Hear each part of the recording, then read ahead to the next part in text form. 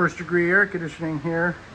Over here at a customer's house, West Palm Beach. We have a heater not working due to a breaker. We replaced that breaker. What was happening is it was overheating.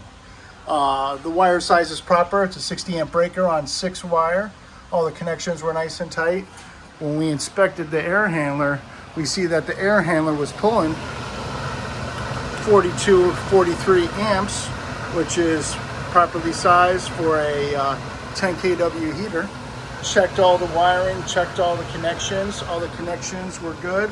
So we replaced that breaker. It was overheating quite a bit, and that's a sign of an old breaker, is when it's overheating and everything else looks good, then you replace the breaker.